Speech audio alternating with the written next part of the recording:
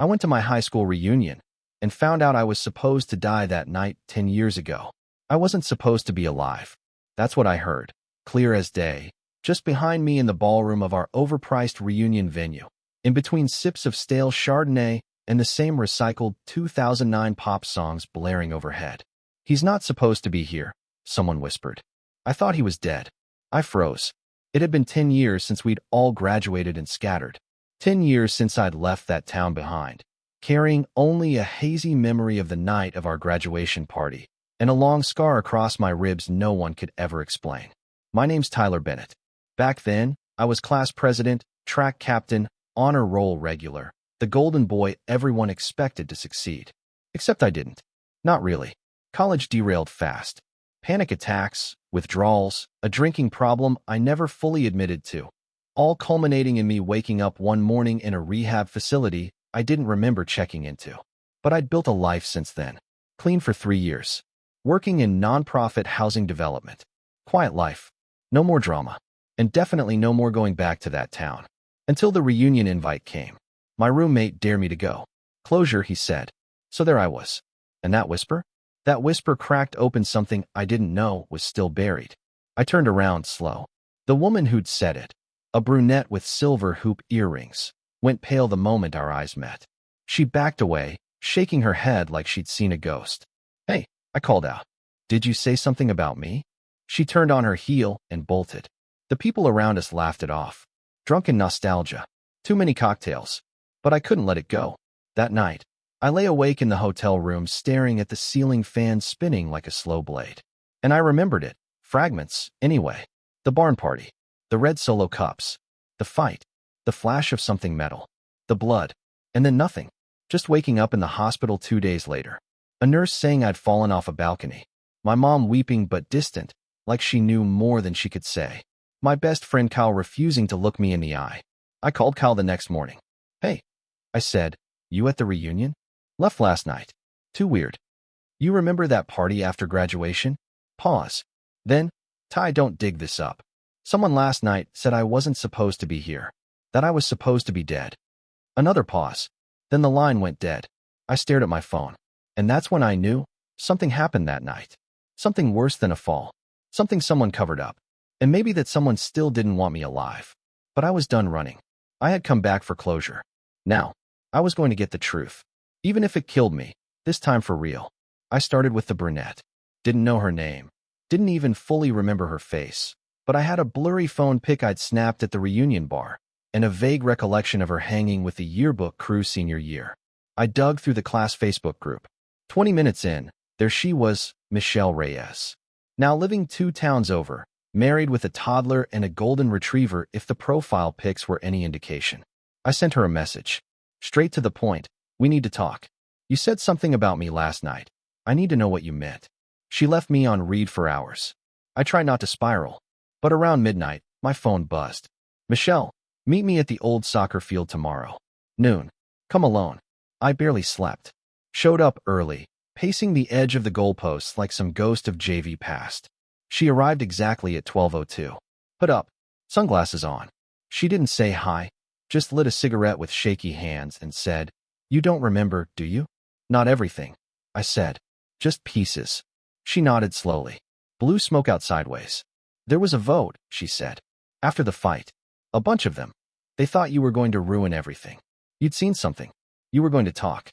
So they decided." "Decided what?" "To get rid of you." My chest tightened. "Who?" I asked. "Who decided that?"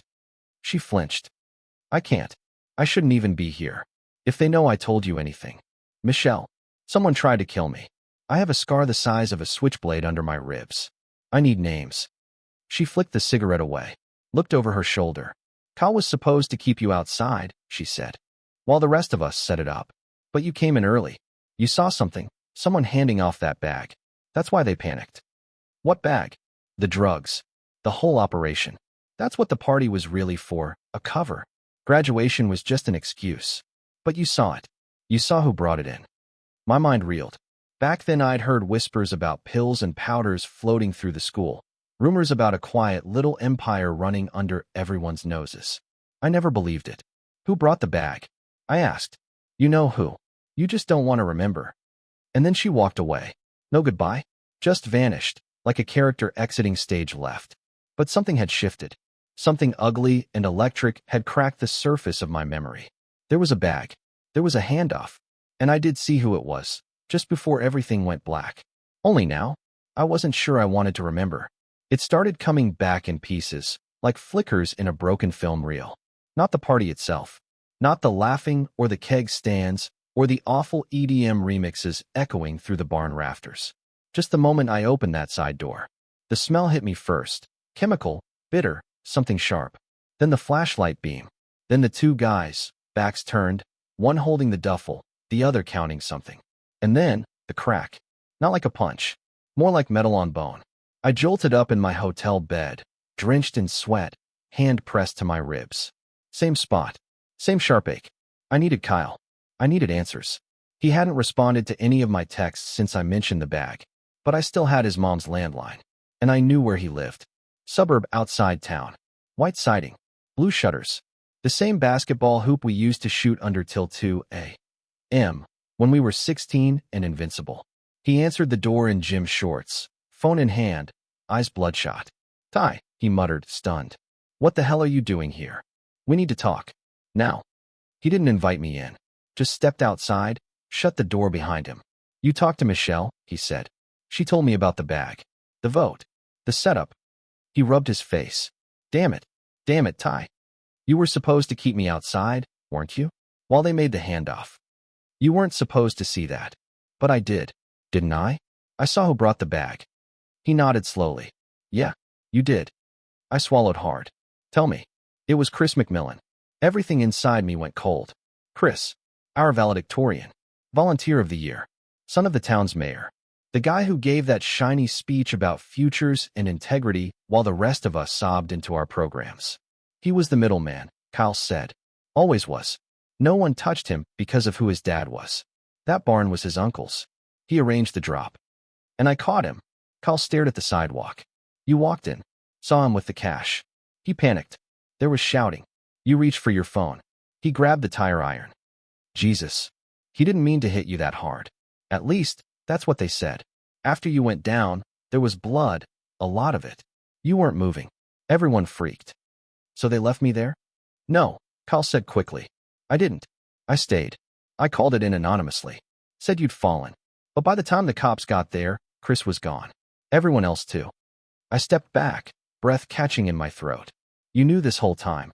And you said nothing. I didn't know what else to do, man. His dad, the mayor, he buried it. No police report. No follow-up. He even had the ER doctor rewrite the intake. Said you'd fallen off the barn. I nearly died. We all did. After that night, none of us were the same. Michelle stopped coming to school. Pete moved states. I dropped out of college. But Chris. Kyle looked at me, eyes hollow. He got a scholarship to Yale. The air between us crackled. This wasn't just about memory. This was about justice. And now, finally, I knew who I was up against. Chris McMillan. The name sat in my gut like a stone. Perfect Chris. Privileged Chris. Chris who smiled like a Kennedy and lied better than anyone I'd ever met. I couldn't just go after him. He wasn't some burnout in a garage. He was a lawyer now. Corporate firm. Political ties.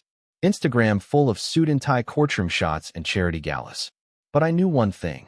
People like him always left a trail. I went back to the hotel and started digging. Old news articles. LinkedIn. Alumni notes. He'd interned with the state attorney general. He'd spoken at some university conference on ethics and criminal justice. The irony made me sick. Then I found it. An old yearbook quote from his senior profile. The strongest people are those who win battles we never see. Beneath it, a list of clubs, debate, peer mediation, young entrepreneurs, and one that stuck out. Oak Ridge Youth Council, vice chair. My stomach turned. That council was run by the mayor's office, his father's office. They funded student initiatives, sure, but there had been rumors even then about shady budgeting, disappearing funds. No one could ever prove anything. Except now I had a motive. Chris wasn't just selling drugs at that party. He was using the party to launder cash through a youth program his dad ran. And I'd walked in on it. It wasn't just personal. It was political. I needed help. Real help. So I did the only thing that made sense. I drove to see Miss Hargrove. She was our old journalism teacher. Retired now. Lived alone with 2 cats and a suspiciously fast Wi-Fi connection. She'd always believed in exposing truth, even when it got ugly. Especially then. She opened the door in slippers and a faded university hoodie. "Tyler Bennett," she said, arching an eyebrow. "You look like hell. You got a minute?" "I got 10. Come in before my cats escape." I spilled everything. The party, the scar, Michelle's confession, Kyle's breakdown, and Chris. She listened. No notes. No interruptions. Just her eyes, narrowing. When I finished, she leaned back and sighed. "You realize this could get very, very messy." "It already is." She nodded. "I still have contacts at the paper, and I still know how to find records most people think are buried. But Tyler, if we go down this road, you don't get to stop halfway." "I'm not stopping." She smiled. A small, grim thing. "Good. Because I think I just found our first crack." She turned her laptop to show me an archived budget report from the mayor's youth initiative. Same year as our graduation. Line item, $12,000 for equipment upgrades at the barn. "You know what upgrades that barn actually got that year?" she asked. "A keg fridge." She grinned. Exactly. The paper trail had begun. And this time, I wasn't the only one chasing it. We didn't go after Chris right away. Ms. Hargrove insisted we build a wall of evidence first. "This is a man protected by power," she said. "If you swing first and miss, you're the one who'll get buried." So we worked. The next week became a whirlwind of quiet digging. We pulled public grants, cross-referenced barn property records, found 3 different shell companies tied back to the mayor's office, all funneled through Oak Ridge Youth Council. Michelle met me twice more, always in public, always looking over her shoulder. She gave me copies of old student council logs, doctored entries, with signatures added after meetings that never happened. "They paid us to approve budgets," she told me. "We thought it was just money for events. But none of that stuff ever materialized." One entry stood out. June 18th, $4,700 for DJ rental, barn security, and post-grad refreshments. June 18th, the night of the party. The night I nearly died. I stared at the line item, hands trembling. That wasn't a party budget. That was hush money. The deeper we dug, the clearer it became. Chris had orchestrated the event not just to push product, but to clean money, cover tracks, and tie up loose ends. I was just one more detail. One they thought they'd erased. But I'd survived. And now, I had the documents to prove it.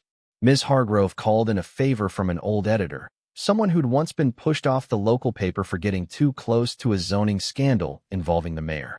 "He's been waiting for this," she said. We set up a meeting, brought the files, explained everything. He said one word when we were done: "Run it." The story hit the local news site the next morning. Front page. Mayor's son linked to grad night cover-up and fraud scandal. By noon, it was trending statewide. Chris went silent. No statements. No posts. Nothing. But I got a call. Blocked number. I answered. "You should have stayed gone," the voice said. Calm. Smooth. Familiar. Then it clicked. It was Chris. "You hit me with a tire iron," I said. "I saved you," he replied. "You think that town would have let you live if they knew what you saw? You got a second chance. You should have taken it. You tried to kill me." "No, Tyler. I tried to fix what you broke. And now you've made things messy." I stared at my reflection in the hotel mirror. Scar still visible just beneath the collarbone. "You have no idea how messy I can get," I said. He hung up. But the war had just begun. The threats didn't stop after that first call. Emails. Hang-up voicemails. A brick through the window of my rental car. No note. Just glass and the message: "Back off." Ms. Hargrove filed a police report, but we both knew how little it would matter. Half the force had once campaigned for the mayor. Still, the story kept spreading. The paper's second article dug deeper. This time it named the shell companies. It connected Chris to a fake nonprofit that had received over $70,000 in city grants, all tied to youth engagement, events that never happened. And it named me as the anonymous victim from the graduation night assault. I hadn't wanted that.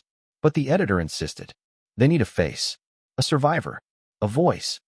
So I gave them one. I told everything. The memory fragments, the scar, Michelle's confessions, Kyle's guilt. I didn't hold back. That's when the mayor finally spoke. At a press conference, flanked by flags and stone-faced aides. He called the allegations a baseless political attack meant to discredit a young man of integrity. I laughed when I saw it on TV, but deep down it shook me. These people weren't scared. They were practiced. I started sleeping with the lights on, checking under my car every morning, jumping at door knocks. And that's when Kyle disappeared. He stopped answering calls. His apartment was empty, his car abandoned near the train station. No one had seen him since the second article dropped. I called Michelle. "Do you think he ran?" "No," she said softly. "I think they made him disappear." It felt like fiction, like something from a bad thriller. But this was real. And if they could get to Kyle, who'd barely spoken up, what were they planning for me? I moved hotels, bought a burner phone, sent everything we had to 3 different lawyers. If I vanished, I wanted people to know where to look. Then, just when I thought things couldn't get worse, I got the video. It came in an unmarked envelope. No return address. Inside, a flash drive. Ms. Hargrove and I watched it together. Curtains drawn. Doors locked. It was grainy. Old. Clearly shot on a cheap camcorder. The barn. The party. June 18th. Someone had filmed the handoff. We saw Chris, clear as day, take the duffel bag. Open it. Flash stacks of bills. Nod to a second man off screen. Then a beat later, me. Walking in. Freezing. Pointing. Reaching for my phone. And Chris, lunging. The screen went black. "Jesus," Ms. Hargrove whispered. There it was. Proof. Not just of the crime, but of the assault. The motive. The whole rotten core of it. "We have him," she said. I didn't feel relief. I felt something colder. Because if we had that tape, someone else had it too. And they wanted me to know exactly how close I'd come. And maybe how close I still was. We didn't release the video right away. Ms. Hargrove wanted to consult the lawyers first, make sure it wouldn't compromise anything legal. But I think we both knew the real reason. Fear. Because once it was out, there was no going back. Instead, we made copies. Flash drives. Cloud backups. One buried in a safety deposit box. One mailed anonymously to the editor. One hidden in my glove compartment. If I disappear, I told her, you leak it. No hesitation. She nodded. If either of us disappears. Meanwhile, the fallout spread like wildfire. Michelle's name came out next.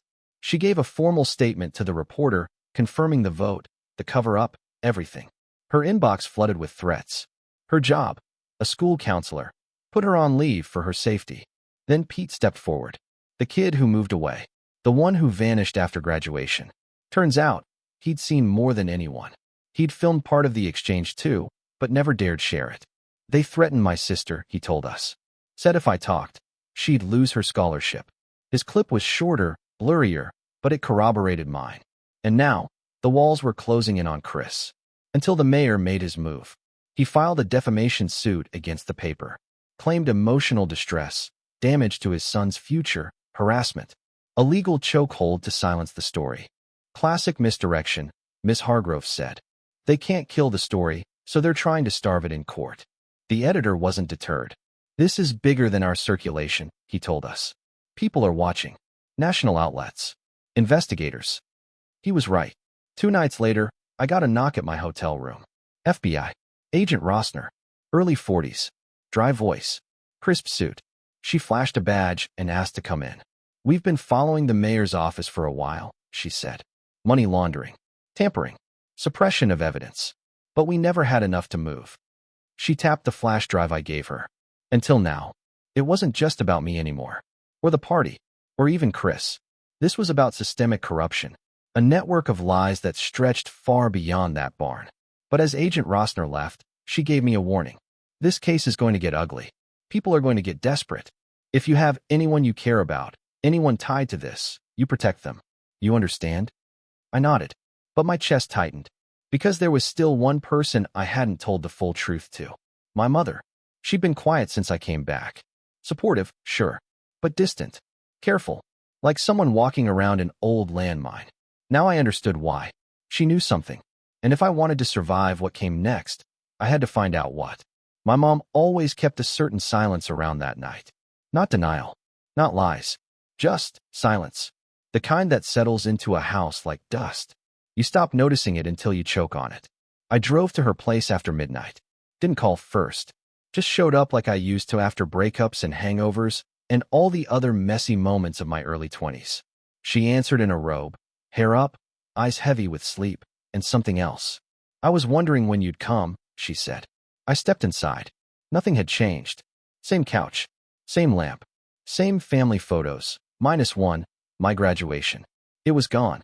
I noticed. She noticed me noticing. It cracked, she said softly. A while ago. I never replaced it. We sat. I didn't waste time. You were there, weren't you? After the party. She nodded. The hospital called. Said you fell. Said you were lucky. But when I saw you, Tyler, you weren't just bruised. You were broken. The ER doctor changed the report. Said I'd fallen off a barn. That wasn't true.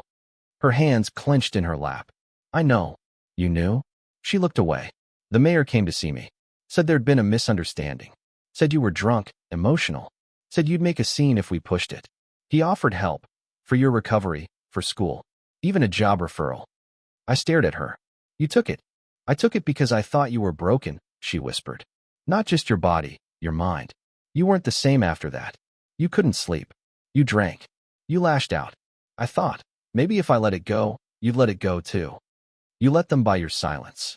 She winced. I let them by my hope. That you'd be okay. That you'd move on. Silence again. Not the comfortable kind. The cold kind. They tried to kill me. I said. I know. I stood. I'm going to see this through, Mom. Even if it drags this whole town into the mud. Even if it drags you with it. She nodded. Then I'll be dragged. I didn't hug her when I left. I couldn't. Not yet. But something had shifted. A truth unearthed. And that's when the text came. A number I didn't recognize. I have Kyle. My blood went ice cold. You want him alive? Come to the barn. Alone. The barn looked exactly the same. A decade hadn't changed it. Same splintered beams. Same rusted hinges. Same ghost of a party long buried in blood and silence. Except now, every shadow looked like a threat. I parked down the road. Left my phone in the glove compartment. Walked the rest of the way with nothing but the flashlight on my keychain and the dull echo of my own heartbeat. The door creaked open. Kyle. I called. Silence. Then a sound. A cough. Muffled. From the loft above. I climbed slow. Careful. Each step groaning beneath my weight. And there he was. Kyle. Hands bound. Duct tape over his mouth. Bruised, but breathing. I rushed to him. Tore the tape away. They're here, he rasped. They know. Who? Chris? All of them. The ones who helped. The ones who stayed quiet. They're trying to end it tonight. Then we end it first. I cut his hands free with the pocket knife I'd forgotten I still carried. That's when we heard the car. Doors slamming. Footsteps on gravel. Voices. We ducked behind the old hay bales. My flashlight off. Breath held. Below, 5 figures entered. Flashlight scanning. One of them was Chris. Check the loft, he ordered. We didn't wait. We jumped. Straight out the back window. Into the brush. Running blind. Branches slapping. Roots grabbing. No plan, just run. Behind us, shouting. A shot fired. Bark exploded near my ear. Kyle tripped. I grabbed him. Hauled him up. Keep going. We burst through the trees into the clearing. And there, headlights. 2 SUVs. Doors flung open. People piling out. For a second I thought it was over. That they had us surrounded. Then I saw the badge. FBI. Guns raised. Orders shouted. The woods lit with strobes of red and blue. Chris and the others burst from the trees and froze. On the ground. Hands where we can see them. Now. They ran. Of course they did. But it was too late. Agents swarmed. Tackled. Dragged them down. Chris made it 20 feet before someone leveled him with a baton. I stood there shaking, mud in my teeth, blood on my hands, but grinning. Agent Rossner approached. Calm. Efficient. Like this was just another Tuesday. We've had eyes on this place since you got the text, she said. I'm sorry for the setup. We needed them all in one place. And we needed proof. I looked at Kyle. You okay? He nodded. Barely. It's over, I said. Rossner shook her head. Not yet. And that's when she handed me the warrant. Search and seizure. For the mayor's office. The mayor was arrested 3 days later. The footage. The accounts. The warrant. It all came together like the end of a long, violent symphony. FBI agents marched into City Hall like it was a mob den. They found records, real ones. Hidden ledgers. Emails. Surveillance files. And more. Turns out, the barn party wasn't a one-time gig. It was part of an annual cycle, a ritual, a cash dump disguised as a celebration. Every year, new graduates, new scapegoats, and I had been the one who broke it. The town reacted like you'd expect. Some cheered, some denied, some just stared at the headlines, wondering how deep the rot really went. Chris McMillan was indicted on multiple counts: assault, conspiracy, trafficking, obstruction. His bail? Denied. The mayor resigned in disgrace, but not before blaming it all on others. Oversight, he called it. A tragic miscommunication. I didn't care anymore. I gave one final interview, national this time, sat in front of a camera and told the story, from the Golden Boy days to the scar on my ribs. I ended it with this: when people tell you to let the past go, ask them who benefits from your silence. Because some stories don't stay buried, unless we help bury them. After that, I disappeared for a while. I took a job across the country. Low-key. No press. No headlines. Just work. Just breath. Michelle moved too. Started over. Pete went back to school. Even Kyle began seeing a therapist. Miss Hargrove? She wrote a book. She sent me a signed copy. Inside the jacket, a note. You're not just a survivor, Tyler. You're a whistle blown in a silent room. Thank you. I still have it. Sometimes I still wake up in sweats. Still see the flashlight. Still hear the crack of metal on bone. But most nights, I sleep. And when I look in the mirror now, I don't just see the scar. I see the story that scar tells. And I know I survived for a reason. To speak. To remember. To never let it happen again.